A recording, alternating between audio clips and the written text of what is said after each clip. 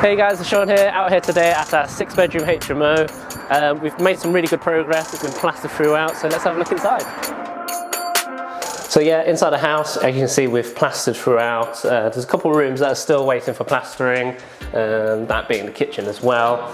But what's interesting in this one is we've had a bit of a setback, and it's nice to kind of share, because where there's a problem, there's always a way forward, and that's what we're all about. We tend to find solutions to all problems, and long story short, the builder decided to walk away after this job, purely because he came off a previous job which we made a business decision on. But luckily, one of our great builders on another project, which we're finishing off in the last video, is jumping on this. So we're only about probably 4 or 5 weeks away to getting this all completed. But luckily, during this transition, we've not boarded or plastered here, so the electricians of the new contractor can actually come and check and make sure he's happy to sign off. Because one of the issues is when you change builders, the electricians don't really want to sign off someone else's work, and same with the plumbers as well, making sure they've got the right levels for the drainage.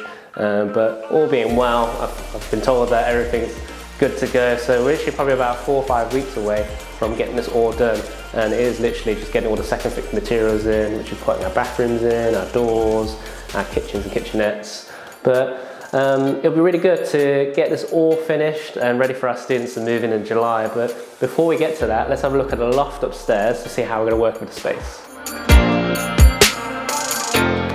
So yeah, we're up here in the dormer. As you can see, it's all been plastered. We can see how we're going to work with all the space. Like the kitchen, I can already see where the kitchenette's going to end, and we've also got the breakfast bars as well.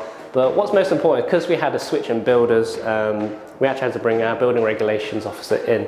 Now, the key thing to note is when you do change, you can't change the building regulations officer. Luckily, he came by last week, and he's supposed to inspect pre-plaster, which hadn't happened, and because we had some of the rooms all plastered already, we were scared that he might have had to carve into the walls to check everything's been done properly, insulated properly. A key thing to note is actually in like small little areas here, this is where the mechanical extractor fan's going. You can see that we've used Celotex insulation, so he had a look at that, he was all happy.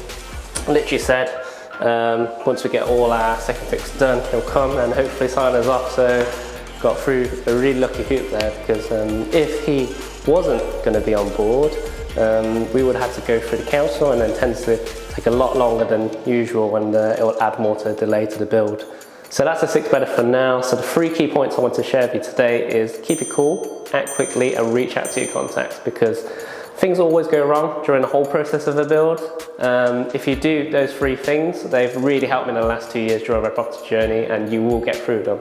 So yeah, so don't forget to hit the subscribe and notification bell to stay tuned with our weekly updates.